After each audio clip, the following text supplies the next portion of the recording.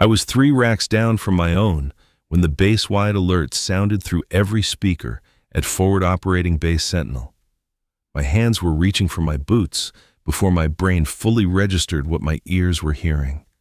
7 years as an Air Force EW specialist had given me a honed ear for what didn't belong. This particular sound made my guts turn. I burst into the tactics operations room. Major Collins was standing in front of the main screen, highlighted in the red dots that infected the entire screen. Captain Rodriguez was operating 3 keyboards concurrently. Her hands moved rapidly. Burnt coffee and stress hung in the air. "Anderson, get over here." "Tell me I'm reading this wrong." Collins refused to turn from the screen. I pushed past 2 junior airmen and locked onto the display. The red dots weren't random. They moved in formation, coordinated, intelligent. My throat went dry. "That's 80 contacts, sir." "No, 90. I leaned closer, running calculations in my head. Inbound from the northwest quadrant, altitude varying between 200 and 400 feet, speed consistent. They're not deviating. "Drones?" Rodriguez asked. "Swarm configuration." The words tasted like copper. "This isn't a probe, this is an assault." I'd studied swarm tactics at Hurlburt Field, read every classified brief on the new generation of coordinated UAV attacks. But reading about it in an air-conditioned classroom and watching it happen in real time were different animals entirely. The simulations never captured the way your pulse hammered in your ears when you realized you had maybe 6 minutes before those dots became explosives. Collins turned to face me. His jaw was tight. "Can you stop them?" "Sir, I need access to the electronic warfare suite. Full authorization, no restrictions." "You've got it." He keyed his radio. "All personnel, this is Base Commander Collins. We have inbound hostile UAVs. I'm authorizing Technical Sergeant Anderson to take primary control of defensive countermeasures. All stations report to your emergency positions. This is not a drill." The room erupted into controlled chaos. I was already moving toward the EW station in the corner, my hands reaching for the keyboard before I sat down. The screens came alive under my fingers.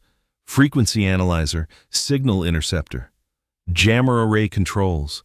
Everything I'd trained on for years, suddenly the only thing standing between our base and whatever those 90 drones were carrying. "Time to intercept," I called out. 5 minutes, 40 seconds, someone answered. Not enough time, not nearly enough. My fingers danced across the keyboard, pulling up the base's electronic warfare capabilities. 3 directional jammers, 2 wide-spectrum disruptors, 1 experimental system I'd helped install 3 months ago that the brass wasn't sure about. The technical manual said it could theoretically disrupt drone control signals across multiple frequencies simultaneously.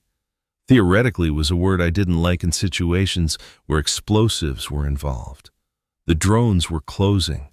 4 minutes, 50 seconds. "Anderson, talk to me."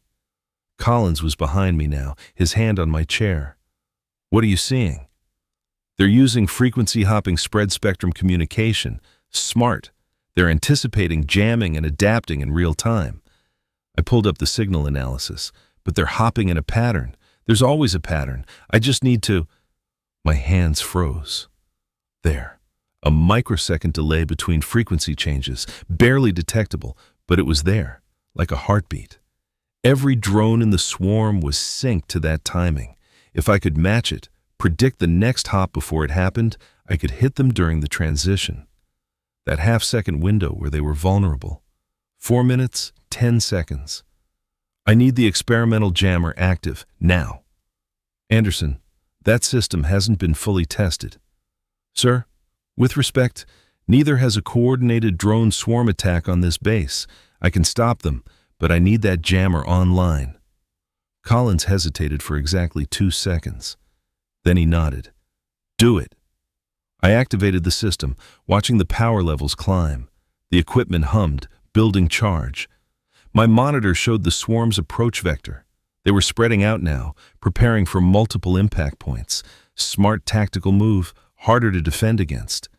Except they were all still synced to that same frequency hopping pattern. 3 minutes, 30 seconds. The experimental jammer reached full power. I had my hand on the activation switch, finger hovering, waiting. Timing was everything. Hit them too early and they'd adapt.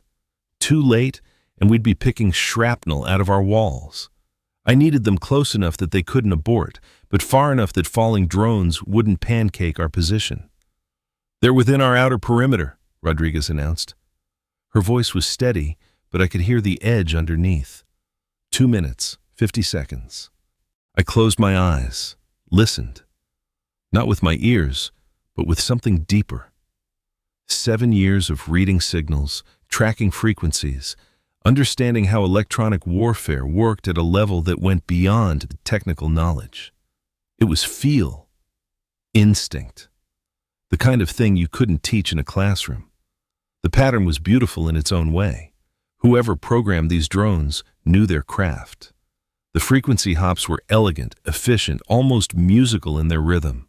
0.73 seconds, 0.73 seconds, never deviating. A machine's perfect timing. That was their weakness. Humans were unpredictable. Machines followed rules. 2 minutes, 20 seconds. "Stand by," I said. My voice sounded calmer than I felt.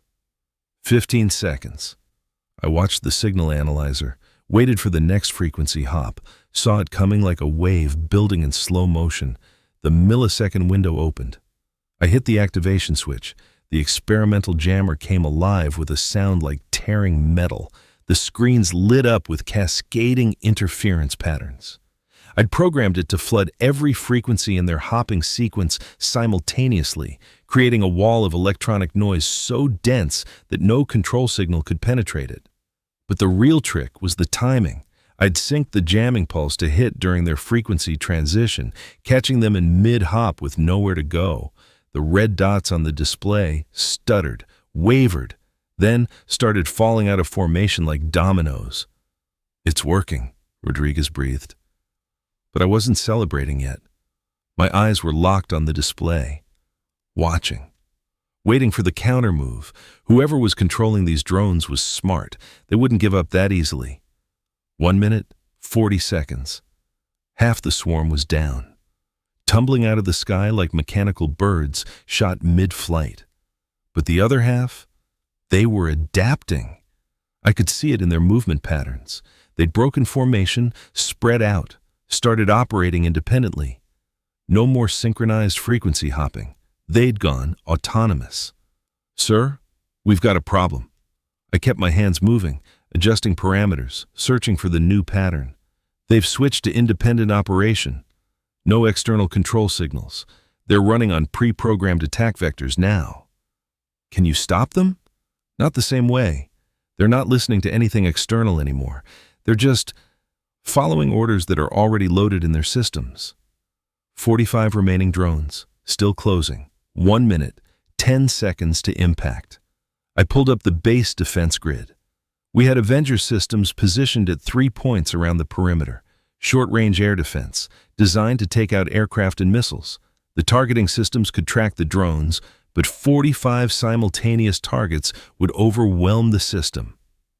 Standard defense doctrine said to prioritize threats and accept some penetration of the defensive envelope. Standard defense doctrine was about to get 400 people on this base killed. "I need the Avenger batteries to slave to my targeting computer," I said. "Override their automatic systems. Let me designate targets manually." "That's not how those systems work, Anderson. They're designed for automatic engagement." "Sir, automatic engagement will prioritize the closest threats, but the closest threats might not be carrying the biggest payloads. I need to identify which drones are most dangerous and take them down first. That requires human judgment." "You can't possibly manually target 45 drones in 60 seconds. "Watch me." Collins keyed his radio. "Avenger batteries, this is Collins. Slave your targeting systems to Anderson's computer. Authorization code Alpha 7 Charlie 9. The confirmation came back immediately. 3 green indicators appeared on my screen. I had control of enough firepower to punch holes in an aircraft carrier. Now I just needed to figure out which drones to punch holes in. 50 seconds. My fingers flew across the keyboard, pulling up every sensor reading we had on the remaining drones. Size, weight, engine signatures, heat output. The ones carrying explosives would be heavier, their engines working harder to maintain altitude. The ones carrying surveillance equipment would be lighter, more maneuverable. I started tagging targets, red for priority, yellow for secondary, green for last resort. 40 seconds. Avenger 1, engage red targets in your sector. Avenger 2, stand by. Avenger 3, prepare for rapid fire sequence. The first Stinger missiles launched with a roar that shook the building. I watched the intercepts on my screen. 3 drones down, 4, 6. The sky lit up with small explosions, each one a threat neutralized. But there were so many. Too many. 30 seconds. Avenger 2, engage now. All yellow targets. More missiles. More intercepts. The air defense systems were performing flawlessly, but the math was brutal. We were running out of missiles faster than we were running out of drones.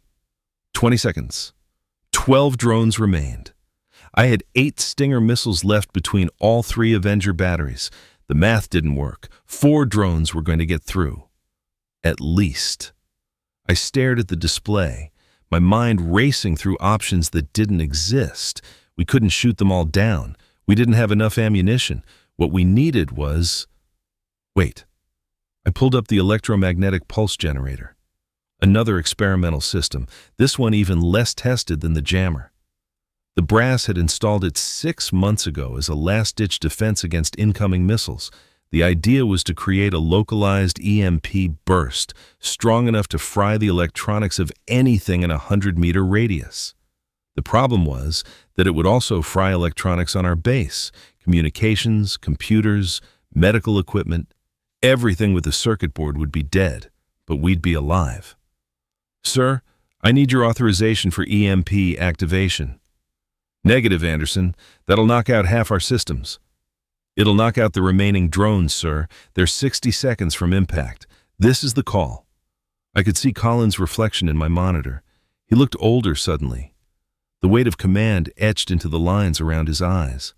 400 people were depending on him to make the right choice. It was the kind of decision that haunted commanders for the rest of their lives, regardless of the outcome.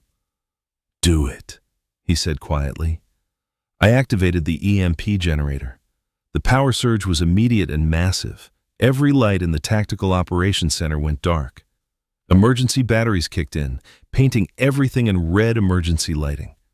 My screens died mid-display, the images freezing and then fading to black. But outside, visible through the reinforced windows, I saw the remaining drones drop from the sky like stones. 12 small shapes tumbling earthward, their flight surfaces gone dead, their guidance systems fried. They hit the ground outside our perimeter with dull thuds that sent up clouds of dust.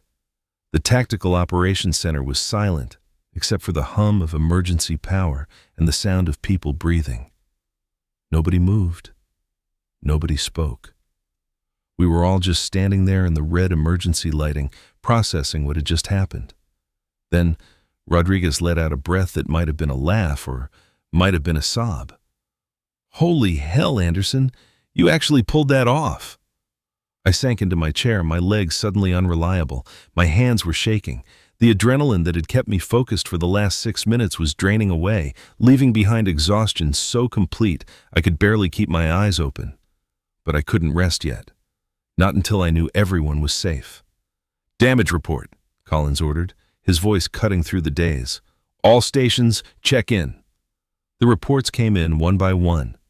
Medical bay operational on battery power, barracks intact, vehicle depot secure, no casualties, no structural damage. The EMP had knocked out about 60% of our electronic systems, but our people were trained for this. Within 10 minutes, technicians were already pulling backup equipment from Faraday cages and beginning the process of bringing critical systems back online. I stayed at my dead console, staring at the blank screens. My brain kept replaying the attack sequence. analyzing every decision, second-guessing every choice. What if I'd waited one more second to activate the jammer? What if I'd prioritized different targets for the Avengers? What if the EMP hadn't worked? A hand landed on my shoulder. Collins.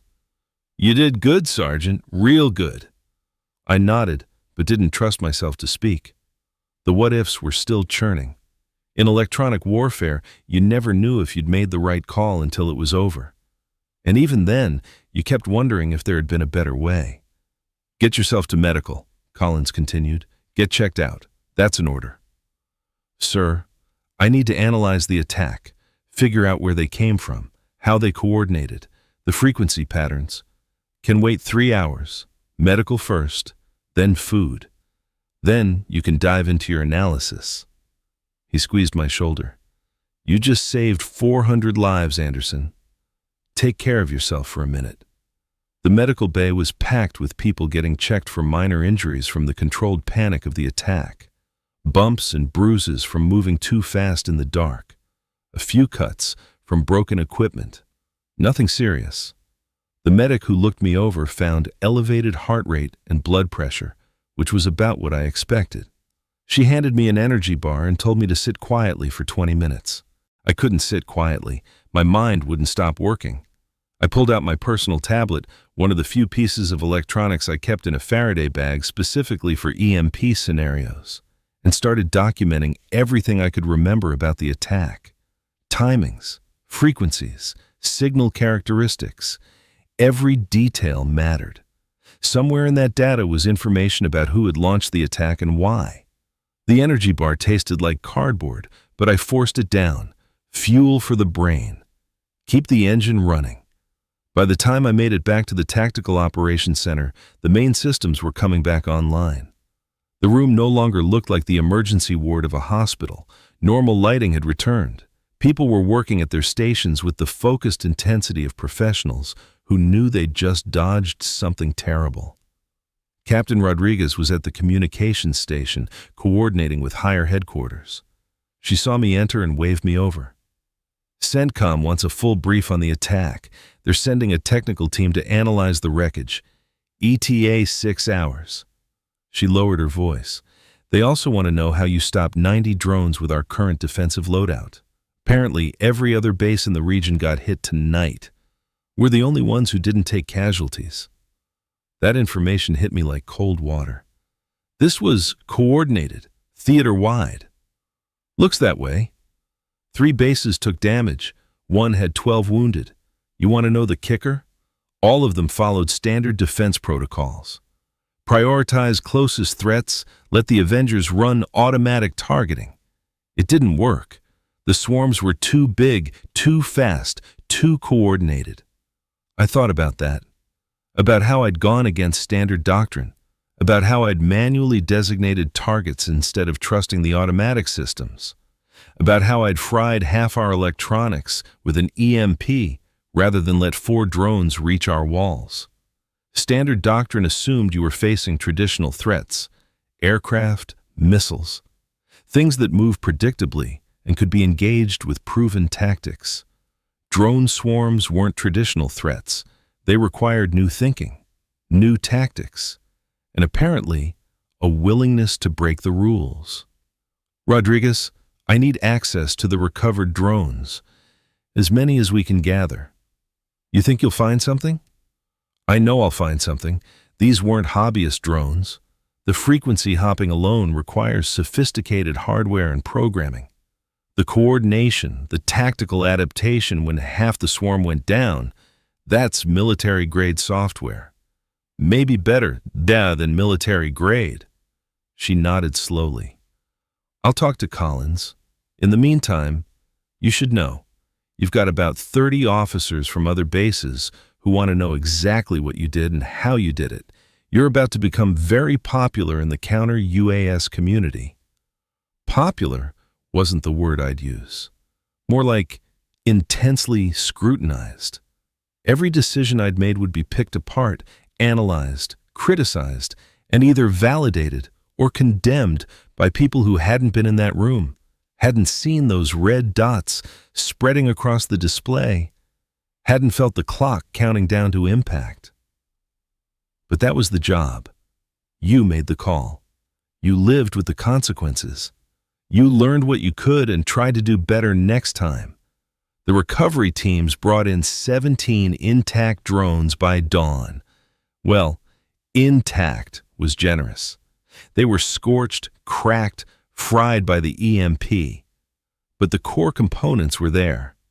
I set up a work area in the maintenance hangar and started the methodical process of reverse engineering what I could. The first thing I noticed was the build quality. These weren't cheap commercial drones modified for military use. The circuit boards were custom fabricated. The motors were precision manufactured. The explosive payloads, and yeah, every one I examined had been packed with enough C4 to level a building, were professionally assembled with redundant detonation systems. Somebody had money, lots of it, and expertise. I photographed everything, documented serial numbers, pulled chips and boards for later analysis. 3 hours in, I was elbow deep in the guts of the 7th drone when I found something interesting. A secondary communications module hardened against EMP. It hadn't been active during the attack, but it was there, waiting. "What are you?" I muttered, turning the small device over in my hands. It was about the size of a thumb drive, covered in protective coating, military spec, Russian, if I was reading the markings correctly, but modified, enhanced, the kind of thing you'd see in classified intelligence reports about near-peer adversary capabilities. I very carefully set it aside in an evidence bag and continued my examination. If one drone had this module, they probably all did, which meant this wasn't just an attack, it was a test. Someone was gathering data, learning what worked, what didn't, preparing for something bigger. The thought made my hands stop moving. I stood there in the hangar, surrounded by drone wreckage, and felt a cold certainty settle in my chest. This wasn't over. Tonight's attack was reconnaissance, a proof of concept. The real assault was still coming. I needed to be ready. The sun was fully up by the time Major Collins found me in the hangar.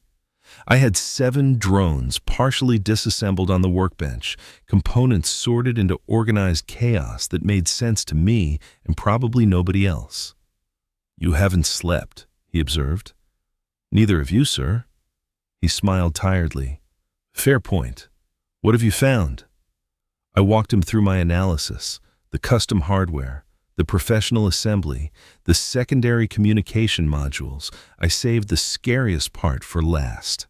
"Sir, these drones had kill switches that should have activated when they lost contact with their controller. Fail-safe detonation, standard procedure to prevent capture and analysis, but the switches didn't trigger. Someone wanted us to recover these drones, wanted us to see what they're capable of." Colin's expression darkened. "You're saying this was a message?" "I'm saying this was a demonstration. They hit multiple bases across the region, tested our defenses, gathered data on our response times, our capabilities, our vulnerabilities. We survived because we did something unexpected. But now they know what we did. Next time, they'll adapt. So what do we do?" That was the question, wasn't it? I looked at the drone components spread across my workbench, looked at the secondary modules that had been designed to survive and report back, looked at the evidence of resources and expertise that suggested a threat far more sophisticated than insurgents with modified commercial equipment. "We adapt faster than they do," I said. "We stop playing defense and start playing offense. We find their control nodes. We identify their supply chains. We figure out who's building these things and where they're launching from. And then we take it all apart." Colin studied me for a long moment. "You know that's not your job, Sergeant. You're electronic warfare, not intelligence." "Sir, with respect, my job is whatever keeps this base and these people safe. If that means expanding my portfolio, I'm ready." He nodded slowly. "The technical team from CENTCOM arrives in 3 hours. You're going to brief them on everything you found. They're also bringing a colonel from the Joint Artificial Intelligence Center. Apparently your tactics last night flagged some interest in the AI defense community. Because I manually targeted instead of trusting the algorithms? Because you beat the algorithms. The automated systems at the other bases missed key targets. You didn't. They want to understand how a human operator outperformed their artificial intelligence targeting systems. I thought about that. About the pattern recognition that came from experience. About the split-second decisions that came from training and instinct. About the way I'd felt the timing of the frequency hops without consciously counting, reacted to threats based on intuition that had been built over years of studying electronic warfare. It wasn't magic, sir. It was just knowing my field. Really knowing it. Not just the technical specifications and the doctrine, but the feel of it. The way signals move, the way systems behave under pressure. You can't program that into an algorithm, not yet anyway. Well, apparently the AI people think they can. Or they want to figure out how to extract what's in your head and put it in their systems. He clapped me on the shoulder.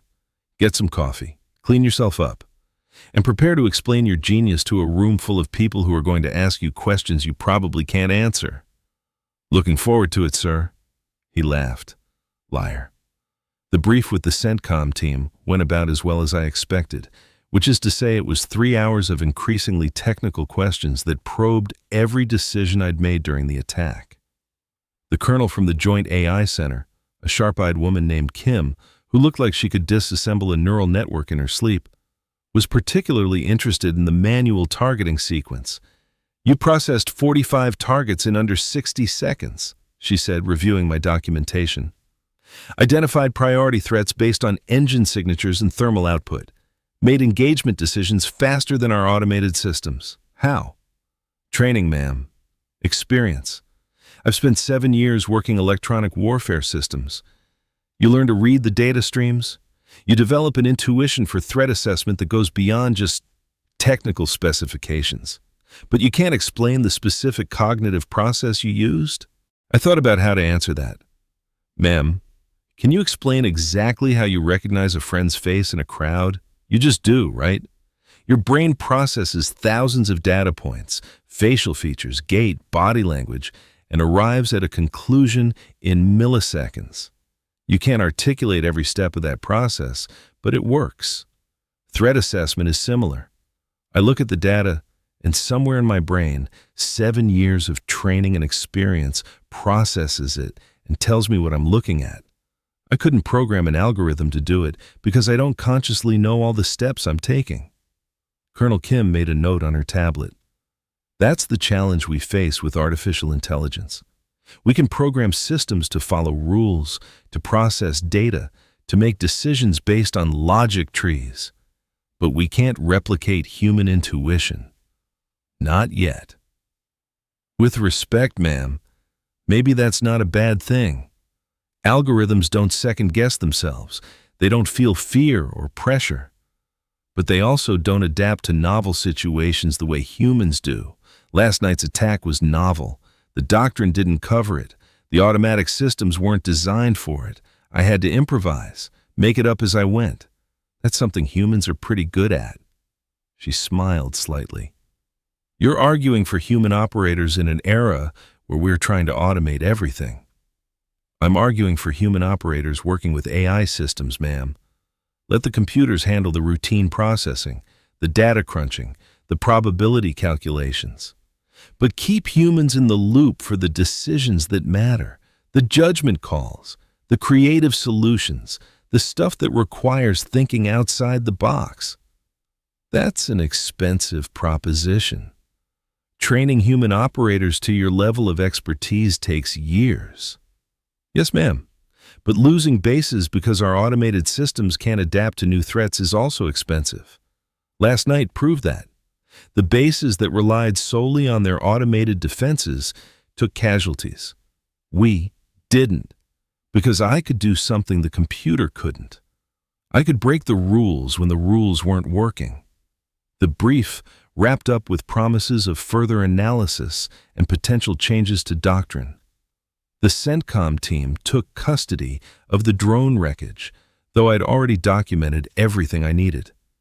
They'd spend months in labs pulling apart every component, tracing every circuit, trying to figure out where the drones came from and who built them. I already had my own suspicions. The secondary communications modules were the key, Russian hardware, modified with custom firmware. The kind of thing that suggested state-level resources but non-state deployment. A proxy force, maybe. Or a private military contractor working for someone with deep pockets and hostile intent.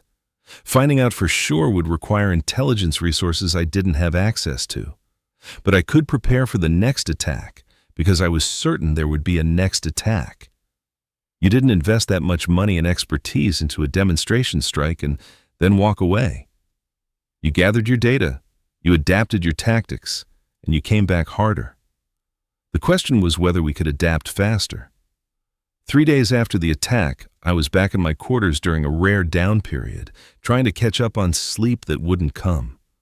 Every time I closed my eyes, I saw those red dots spreading across the display, heard the countdown timer in my head, felt the weight of knowing that one wrong decision would cost lives. My tablet buzzed. Email from Tech Sergeant Lisa Crawford, one of my instructors from electronic warfare school back at Goodfellow Air Force Base. We'd stayed in touch over the years. She'd been a mentor when I was a confused airman first class trying to figure out if I belonged in the Air Force at all. Saw the brief on the drone swarm incident, recognized your work immediately. That manual targeting sequence had your fingerprints all over it. Proud of you, Kate. Lisa. I stared at the message, and suddenly I was 23 years old again, sitting in a classroom at Goodfellow, convinced I was failing at everything. The memory came back sharp and clear. I'd been 3 months into the electronic warfare course, struggling with signal analysis. The data made sense on paper, but when I had to process it in real time during simulations, I froze, overthought everything, second-guessed my own assessments. While other students made quick decisions and moved on, I was still stuck analyzing the first contact when 3 more appeared on the screen. Tech Sergeant Crawford had pulled me aside after one particularly disastrous training session. Anderson, what's the problem? You ace every written test. You know this material backwards and forwards, but put you in front of a real-time scenario and you lock up. I don't trust my gut, Sergeant. I need to verify everything. Make sure I'm right before I make the call. You'll never be sure. Not in this field. Electronic warfare is about making the best decision you can with incomplete information and then living with the consequences. You have to trust your training, trust your instinct, because when the real situation hits, you won't have time to double-check everything. But what if I'm wrong? What if I make the wrong call and people get hurt? Crawford had looked at me for a long moment. What if you don't make any call and people get hurt? Indecision is a decision, Anderson, and it's usually the worst one. Look, I've seen hundreds of students go through this program. You know what separates the good ones from the great ones? The great ones understand that they're going to make mistakes. They accept it. They learn from it. And they keep making decisions anyway. Because that's the job. That conversation had changed something fundamental in how I approached electronic warfare. I started trusting my training. Started making calls even when I wasn't 100% certain. Started learning from my mistakes instead of being paralyzed by them. By the time I graduated from the course, I was in the top 5% of my class. Not because I was smarter than everyone else, but because I'd learned to act decisively under pressure. Last night's attack had been the ultimate test of that lesson.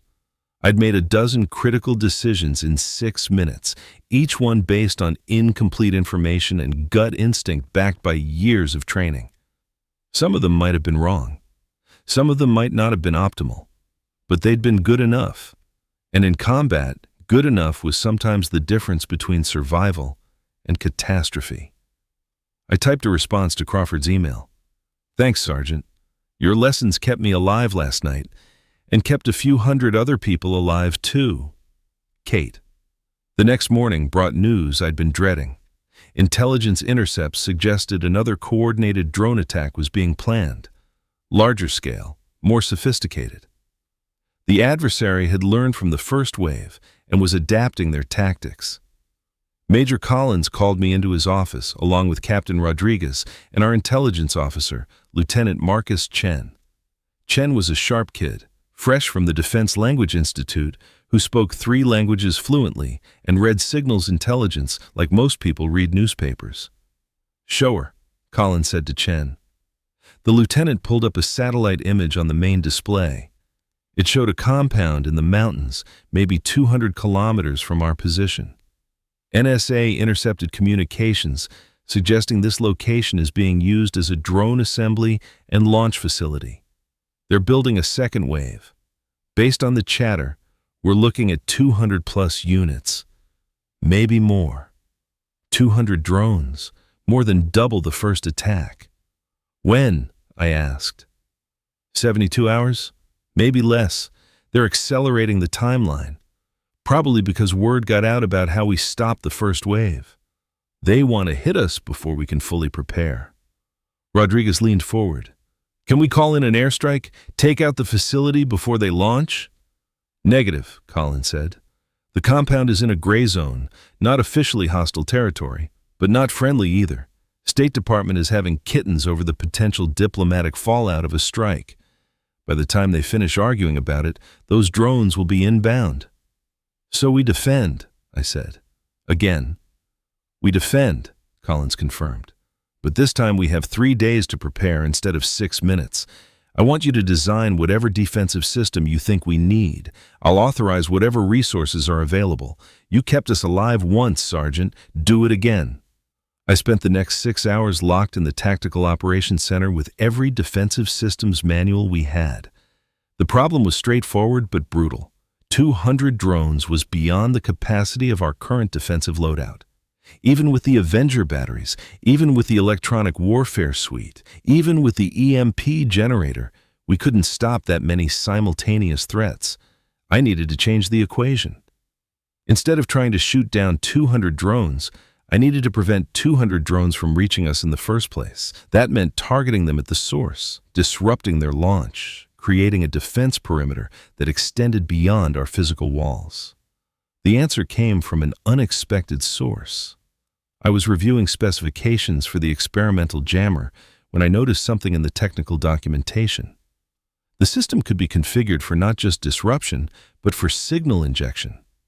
Theoretically, if I could identify the command frequency and authentication protocols, I could inject false commands into the drone control network. I could hijack the swarm. It was crazy, borderline impossible.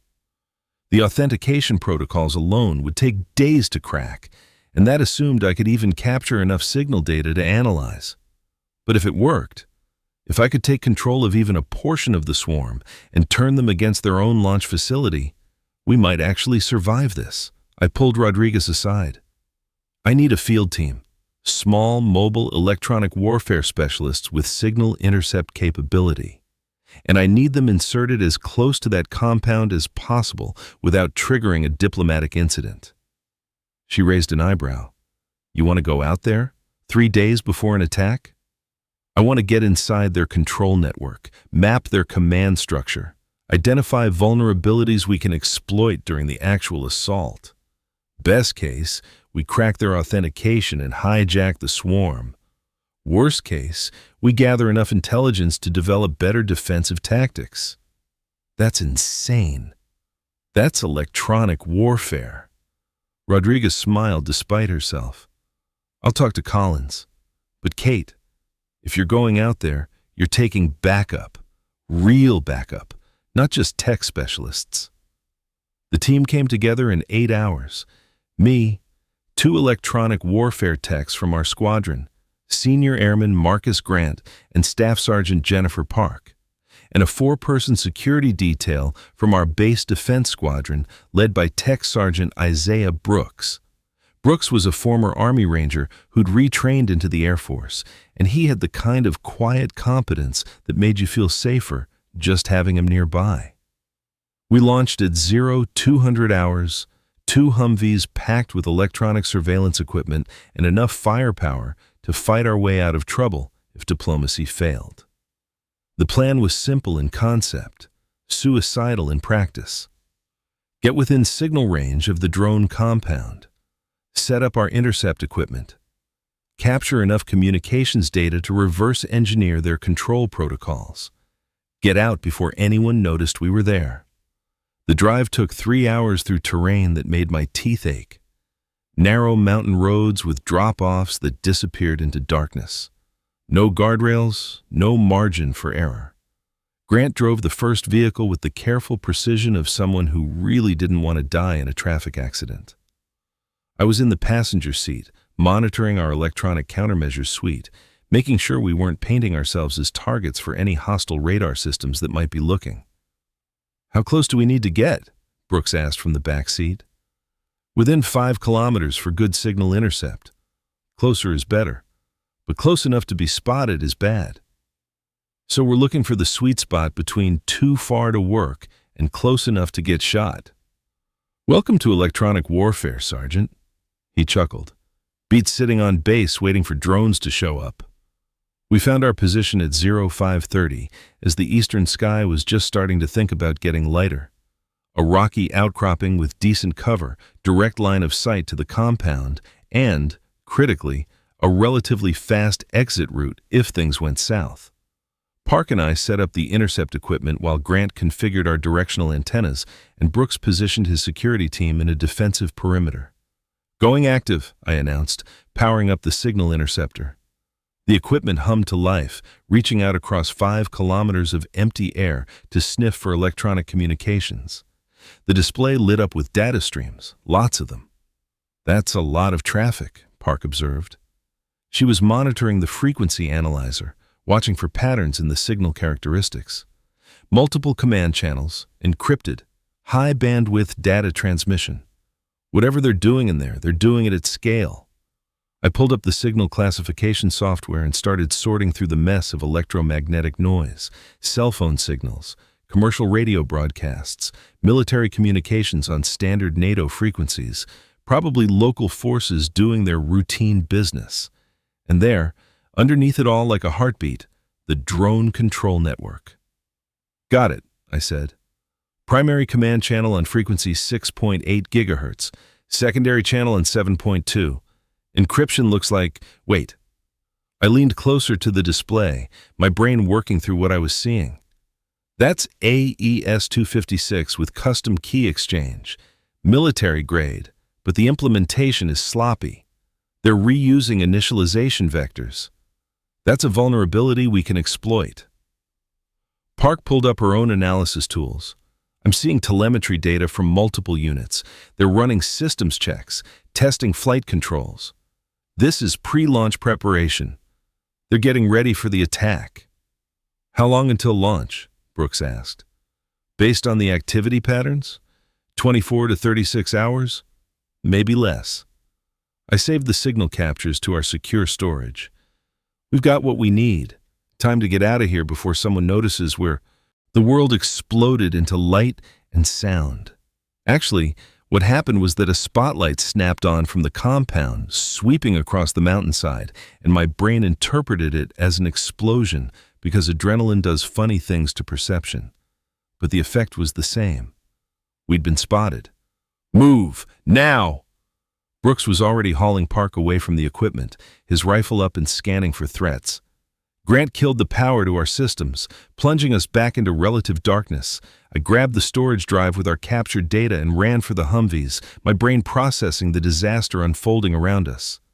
Gunfire cracked across the distance, not close, but close enough. Warning shots maybe, or terrible aim. Either way, we needed to be gone.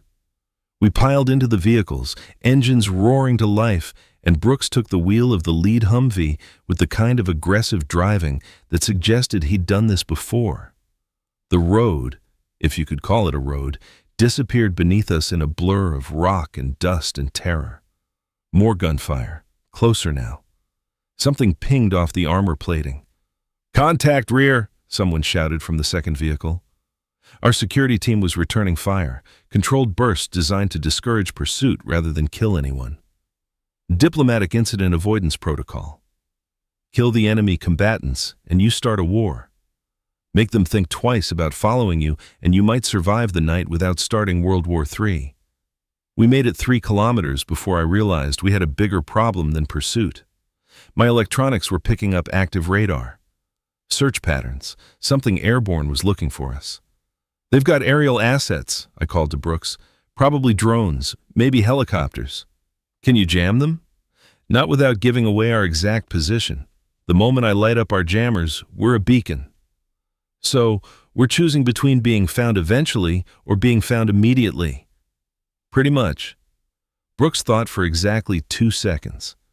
"Jam them.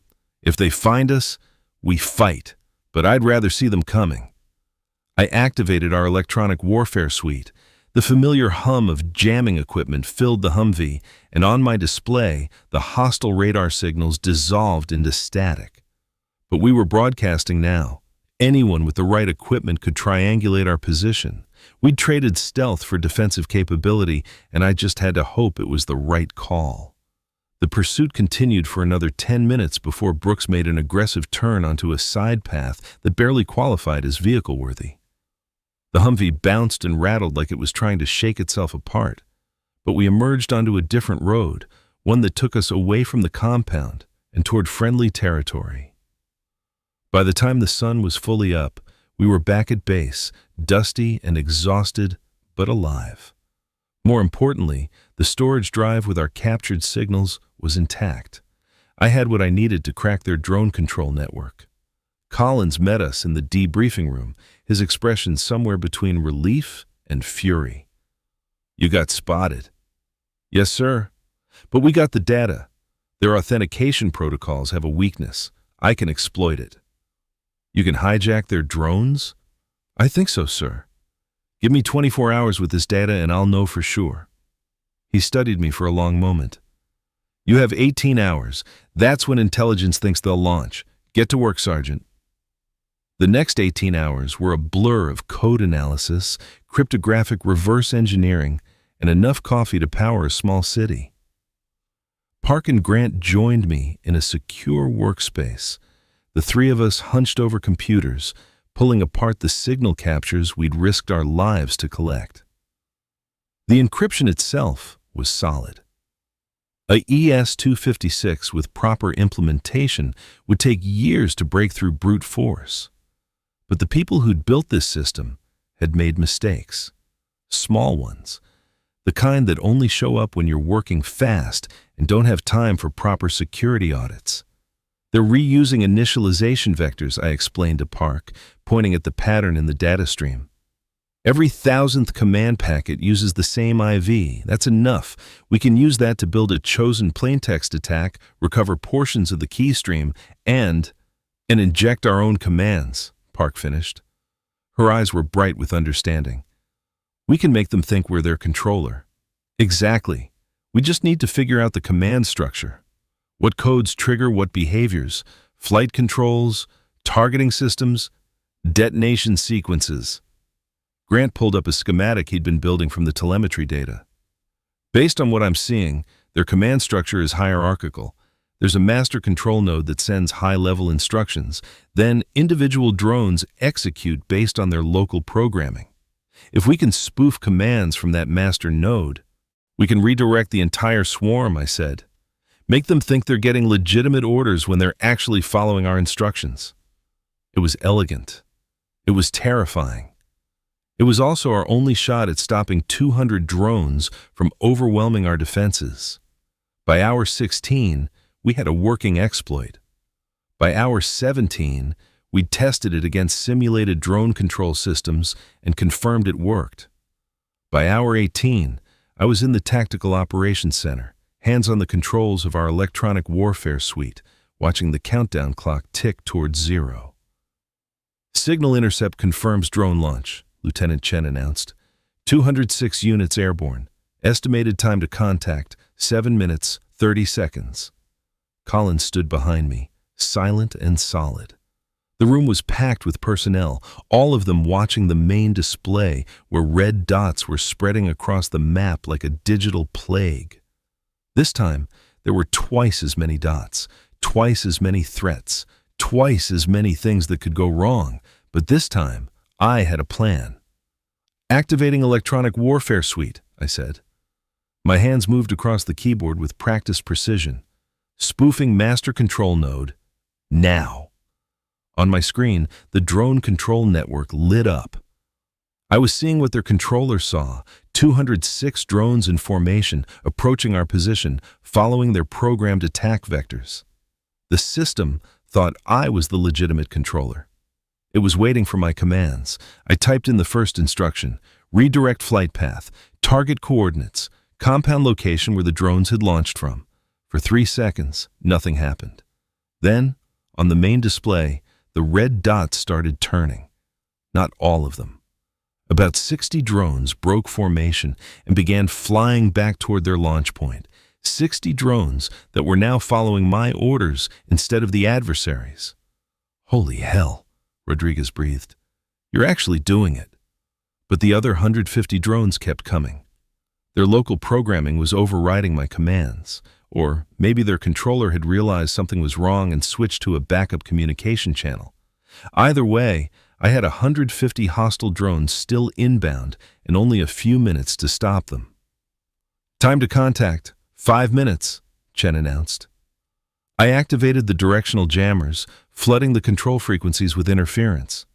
If I couldn't hijack all the drones, I could at least disrupt their coordination, force them to operate independently, the way they had during the first attack. The formation broke apart. The drones scattered, each one now relying on its pre-programmed instructions rather than real-time commands. It made them easier to target, harder to predict, but easier to engage. "Avenger batteries, stand by," I called out. "Prepare for engagement on my mark." I'd spent the last 3 days programming a new targeting algorithm. Not an automated system that tried to think for itself, but an assisted targeting system that highlighted threats based on the criteria I'd used during the first attack: engine signatures, thermal output, flight characteristics, and let me make the final engagement decisions. Human judgment supported by computer processing. The best of both worlds. The first wave of drones entered our defensive perimeter. I designated targets, my hands dancing across the keyboard, tagging priority threats in red. The Avenger batteries responded immediately, launching Stinger missiles at the targets I'd selected. Explosions bloomed in the sky, 8 drones down, 12, 15, but there were so many. For every drone we destroyed, 3 more took its place. The math was brutal and getting worse. "Contact with compound perimeter," Chen announced. "The redirected drones are engaging their own launch facility." On the secondary display, I could see thermal blooms from the compound. The 60 drones I'd hijacked were following their attack programming, only now they were attacking the facility that had launched them. Poetic justice, maybe. Or just the logical outcome of turning an enemy's weapon against them. But I couldn't focus on that. Not while 140 remaining drones were closing on our position. "Time to contact, 2 minutes, Chen said. I'd been holding the EMP generator in reserve, waiting for the right moment. The problem with EMP was that it was indiscriminate. It would fry the remaining drones, but it would also knock out half our systems again. We'd be vulnerable during recovery. If there was a third wave, a follow-up attack, we'd be defenseless. But if I didn't use it, the drones would reach us in 90 seconds. And 200 drones dropping explosives on our heads was a more immediate problem than a hypothetical third wave. "Preparing EMP activation," I announced. "Wait," Colin said. His voice was tense but controlled. "Anderson, look at the display." I glanced up. The drone swarm was starting to fall apart. Not from jamming or mechanical failure, but from something else. The drones were fighting each other, colliding mid-air, detonating prematurely. The coordination that had made them so dangerous was turning into chaos as confused units responded to conflicting commands and corrupted telemetry. "What's happening?" Rodriguez asked. I checked my intercept systems, and suddenly I understood. The hijacked drones, they're not just attacking the compound, they're broadcasting false control signals, corrupting the command network, creating feedback loops that are confusing the remaining units. It was cascading failure on a massive scale. The drones didn't know who to trust, their original controller, my spoofed commands, or the signals from their compromised sister units. So they were defaulting to their lowest level programming, detonate on proximity to hostile targets. Only now, every other drone looked hostile. The swarm destroyed itself in a chain reaction of premature detonations and mid-air collisions. Within 90 seconds, our defensive systems hadn't even had to engage. 70 drones remained airborne. Then 50. Then 20. The Avenger batteries picked off the survivors methodically until the sky was clear except for falling debris and dissipating smoke. The Tactical Operations Center was silent. Everyone staring at the displays, trying to process what we'd just witnessed. "Did we just," Rodriguez started. "Win?" Collins finished. "Yes, Captain. I believe we did." But I was looking at the secondary display, watching the thermal signatures from the compound. The facility that had launched the attack was gone, destroyed by its own weapons. The adversary had spent millions building a sophisticated drone warfare capability, and we'd turned it into a suicide mission. Every drone, every weapon, every system they'd built, all of it was now scrap metal and crater marks. I leaned back in my chair, my hands finally stopping their constant motion. We'd done it. Again. Not just survived, but won decisively. And this time, we'd done more than defend. We'd struck back, taught the adversary that attacking us came with consequences. "Signal intercept is picking up chatter from the compound," Chen said. "Or what's left of it. They're evacuating, abandoning the facility." "Good," Collins said. "Let them run. Let them tell whoever sent them that forward operating base Sentinel is not an easy target, that we don't just defend, we adapt, we innovate, we win." He turned to face me. "Technical Sergeant Anderson, that was some of the finest combat operations work I've seen in 25 years. You didn't just save this base twice. You've probably saved every other base in the theater, because now we know how to fight these things, and you're going to teach everyone else." I nodded, too exhausted to form words. The adrenaline was draining away, leaving behind bone-deep weariness. But also satisfaction, pride, the knowledge that I'd done my job, done it well, kept people safe. The next week was a whirlwind of briefings, after-action reports, and visits from senior officers who wanted to understand exactly how one technical sergeant had defeated 2 coordinated drone swarm attacks. I walked them through my thought process, the training that had prepared me, the decisions I'd made and why, the risks I'd taken and how I'd mitigated them. Colonel Kim from the Joint AI Center came back for a 3-day visit, this time with a full team of computer scientists and military analysts. They documented everything: my targeting methodology, my signal analysis techniques, my approach to real-time threat assessment. They wanted to incorporate it all into their artificial intelligence systems. "You realize what you've done, right?" Kim said during one of our sessions. "You've written the playbook for counter-drone warfare. Every base in the military is going to study your tactics. Every electronic warfare specialist is going to train on your methods." "I just did my job, ma'am."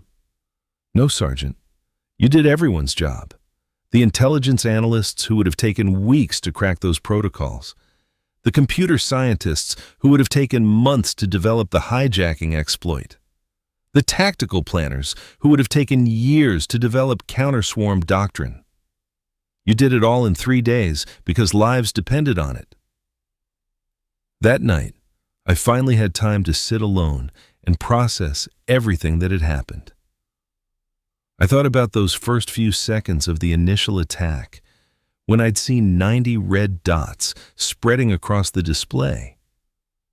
About how I'd felt so completely out of my depth, so certain I was about to make the wrong call and watch people die because of it. I thought about Tech Sergeant Crawford's words from years ago, about how the great ones understand they're going to make mistakes, accept it, learn from it, and keep making decisions anyway. I'd made plenty of mistakes over the last week. Decisions that weren't optimal, tactics that could have been better, risk assessments that were too aggressive or too conservative. But I'd made those decisions, owned them, and when they hadn't worked perfectly, I'd adapted and tried something else. That was the lesson, I realized. Not that I had to be perfect. Not that I had to know everything or never make mistakes. Just that I had to keep making decisions, keep adapting, keep pushing forward even when I was scared and uncertain and convinced I was in over my head. Because that was the job. That was leadership. That was what it meant to be a warrior in an era of AI and drones and threats that moved faster than doctrine could keep up with. You didn't wait for the perfect plan. You made the best plan you could with the information you had, and you executed it with everything you had. And sometimes, if you were smart and skilled and more than a little bit lucky, you won. A month later, I received orders reassigning me to the Joint AI Center at the Pentagon. The promotion to Master Sergeant came with it. They wanted me to help develop the next generation of counter-drone systems, to train other operators in the tactics I'd pioneered, to make sure that what had happened at Forward Operating Base Sentinel became standard practice across the entire military. On my last night at the base, Major Collins, now Lieutenant Colonel Collins, as his own promotion had come through, found me in the Tactical Operations Center. I was running one final check on the defensive systems, making sure my replacement would inherit equipment that was ready for anything. "You know," Collins said, leaning against a console, "I've commanded this base for 3 years. Had some close calls, some scary moments, but I've never felt as certain we were going to lose as I did that first night. When I saw 90 drones inbound and knew we didn't have the firepower to stop them all.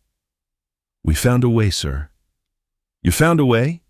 You and your team and your ability to think 3 steps ahead of an adversary who thought they had us outmatched." He held out a small box. "The Air Force wanted to wait for a formal ceremony, but I thought you might want this now." I opened the box. Inside was the Bronze Star Medal for meritorious achievement in connection with military operations against an armed enemy. "You earned it, Anderson. Every bit of it. You saved lives, changed doctrine, made all of us better at our jobs." He smiled. "And you proved that sometimes the best weapon system we have isn't the latest artificial intelligence or the most advanced technology. It's a well-trained operator who knows their field, trusts their training, and isn't afraid to break the rules when the rules aren't working." I looked at the medal, feeling the weight of it in my hands, physical proof that what I'd done mattered. That all those hours of training, all that self-doubt, all those moments of uncertainty, they'd led somewhere important. "Thank you, sir, for trusting me to make the calls, for not pulling rank when I wanted to do something crazy." "That's what good commanders do, Sergeant. We recognize talent and get out of its way." After he left, I sat alone in the Tactical Operations Center one last time, the place where I'd fought 2 battles and won them both. The place where I'd learned that I was capable of more than I'd thought possible. Tomorrow, I'd head to the Pentagon, start teaching others, help build systems that would keep future operators from facing the same desperate circumstances I'd faced. Make sure that the next time an adversary tried a coordinated drone swarm attack, every base in the military would be ready.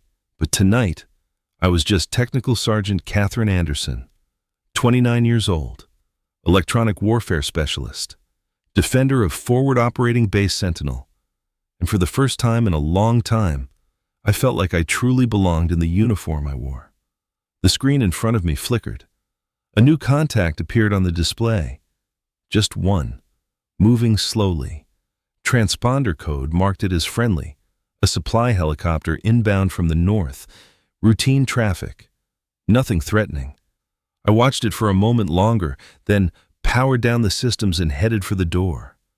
Tomorrow would bring new challenges, new threats, new problems that needed solving.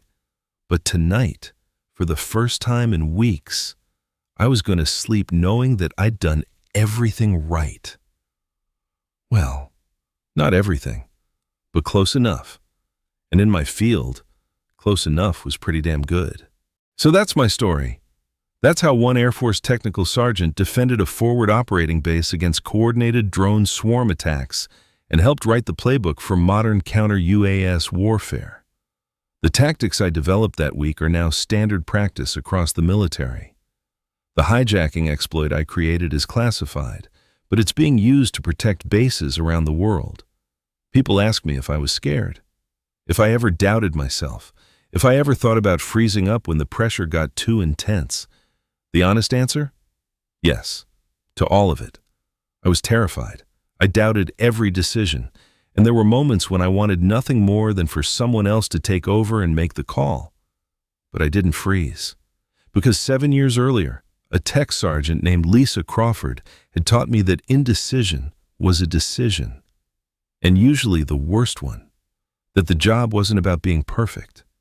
It was about being decisive, about trusting your training and making the best call you could with the information you had. That's the lesson I try to pass on now to every operator I train. Trust yourself, trust your team, and when the moment comes, make the call. Don't wait for perfect information or perfect conditions. Make the best decision you can and live with it. Because in modern warfare, in an era of drones and AI and threats that evolve faster than doctrine can keep up with, the human operator is still the most important weapon in the arsenal. Not because we're faster than computers or stronger than machines, but because we can adapt, we can improvise. We can look at a situation that's never happened before and figure out a solution that's never been tried before. That's what makes us dangerous. That's what makes us effective. And that's why, no matter how advanced our technology gets, we'll always need people like me, operators who know their field, trust their training, and aren't afraid to break the rules when the rules aren't working. What would I tell my younger self?